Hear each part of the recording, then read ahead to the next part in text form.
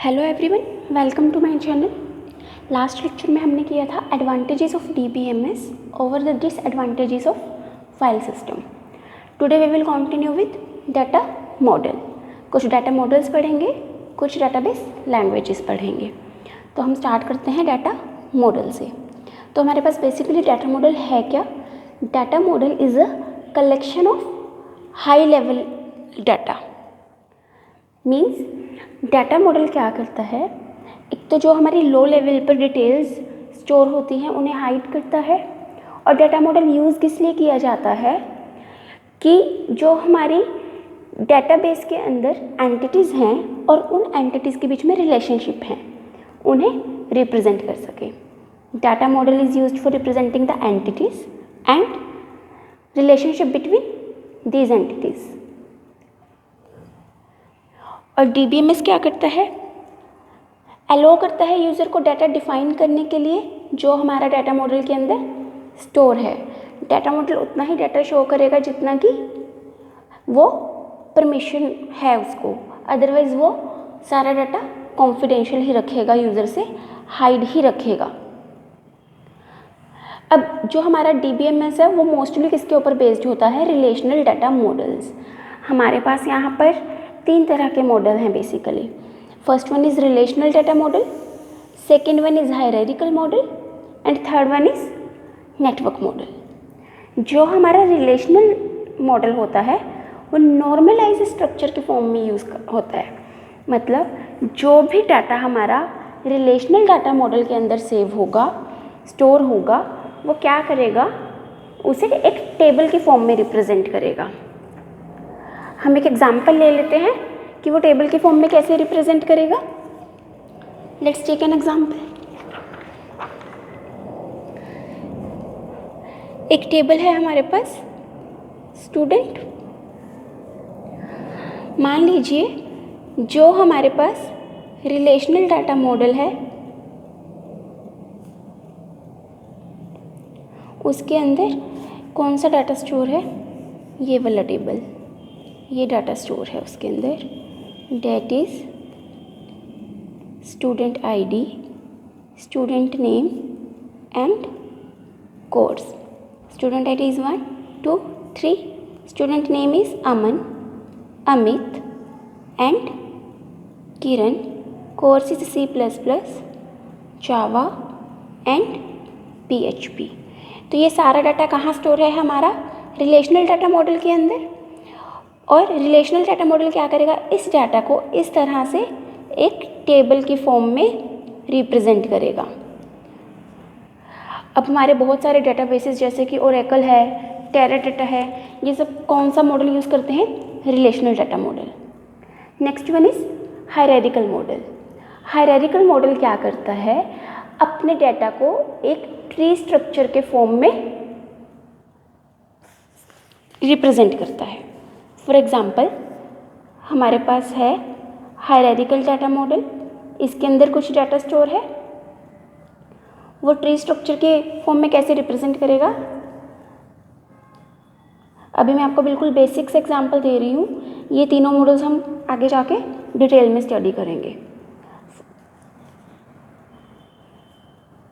Suppose this is node 1, node 2,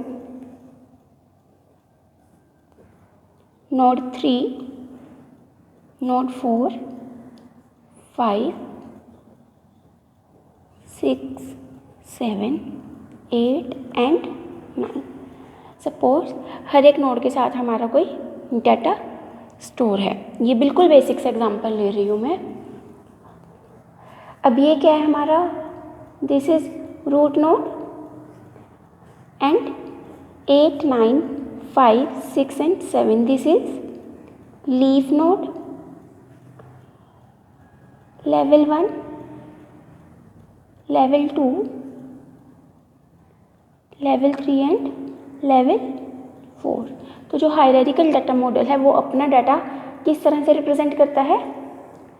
tree structure की form में, representing the data in the form of tree.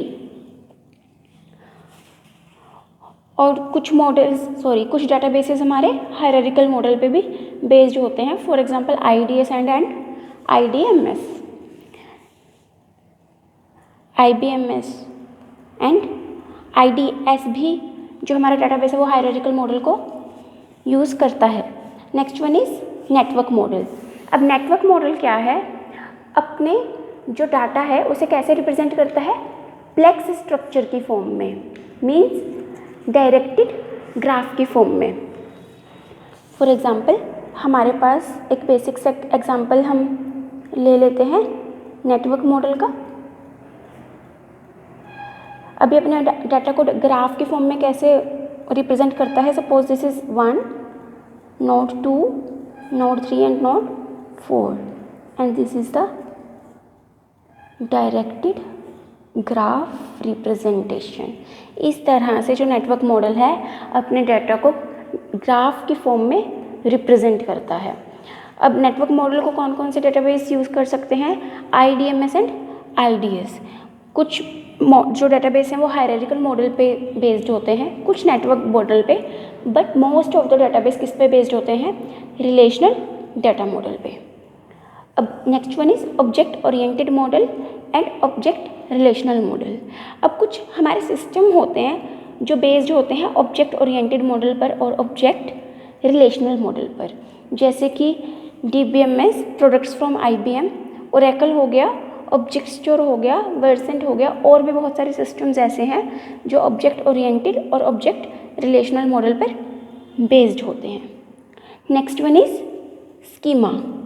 यहाँ पर हम बिल्कुल बेसिक सा डेफिनेशन पढ़ेंगे स्कीमा का, कि स्कीमा है क्या, overall structure of the database. जो हमारा ओवरऑल स्ट्रक्चर है डेटाबेस का, that is known as schema. हम एक एग्जांपल ले लेते हैं।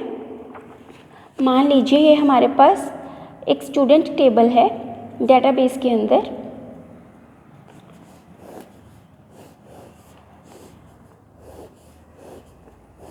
यहाँ पर है हमारे पास student ID, student name and phone number. इसके अंदर जो भी हमारा डाटा स्टोर है, सपोज 1 2 3 4, नेम है ABC DEF GHI and JKL, phone number is 1 2 3 4 5 6 7 8 9 and 10 11। तो ये जो कंप्लीट स्ट्रक्चर है, ये जो हमारा टेबल स्टूडेंट का डेटाबेस के अंदर कंप्लीट स्ट्रक्चर है, इस स्ट्रक्चर को, ये complete structure, overall structure of the database, that is known as schema. आप इन नोट्स के प्लीज़ स्क्रीनशॉट ले लीजिए या फिर आप साथ के साथ राइट डाउन कर लीजिए, ताकि आपको माइंड में भी रहे, लर्न भी रहे चीज़ें। अब हम नेक्स्ट वन करते हैं डेटाबेस लैंग्वेज। अब हमारे पास DBMS में काफ़ी तरह के डेटाबेस लैंग्वेजेस हैं, तो हम स्टार्ट करते हैं। First one is data definition language, that is DDL। अब इस लैंग्वेज का यूज़ क्यों होता है, स्कीमास को डिफ़ाइन करने के लिए। हमारे पास एक्सटर्नल स्कीमा हो गया, कंसेप्चुअल स्कीमा हो गया, उन स्कीमास को डिफ़ाइन करने के लिए इस लैंग्वेज का यूज़ किया जाता है। एक्सटर्नल स्कीमा मीन्स जो हमें अलग अलग लेवल पर सिक्योरिटी प्रोवाइड करता है, एंड कंसेप्चुअल स्कीमा इज़ कि जो हमारा डाटा है, क्या हम डाटा स्टोर कर रहे हैं, what data is stored in the database, that is conceptual schema. अब इसके अंदर हमारे पास कुछ कमांड्स भी होती हैं। फॉर एग्जांपल क्रिएट कमांड हो गई, अपडेट कमांड हो गई, इंसर्ट कमांड हो गई। कुछ कमांड्स ऐसी हैं जो कि हम DDL के थ्रू यूज़ करते हैं, और कोई भी टेबल क्रिएट करना है, डाटा अपडेट करना है, डाटा इंसर्ट करना है, हम DDL के थ्रू कर सकते हैं।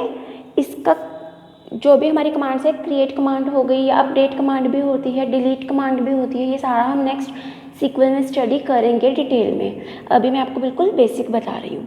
Next one is storage definition language, that is STL। अब ये क्या करती है, एक तो हमारे इंटरनल स्कीमा को स्पेसिफाई करती है, और सेकंड वन इज़ जो भी हमारी स्टेटमेंट्स हैं, काफ़ी सारी जो हमारी यूज़ होती हैं स्टेटमेंट, स्पेसिफाई करती है हमारे डेटाबेस को, वो भी हाइड रखती है। उन स्टेटमेंट्स को भी स्टोरेज डेफिनेशन लैंग्वेज क्या करता है, हाइड रखता है, यूजर्स से कॉन्फिडेंशियल रखता है उस डाटा को भी। Next one is DML, that is data manipulation language.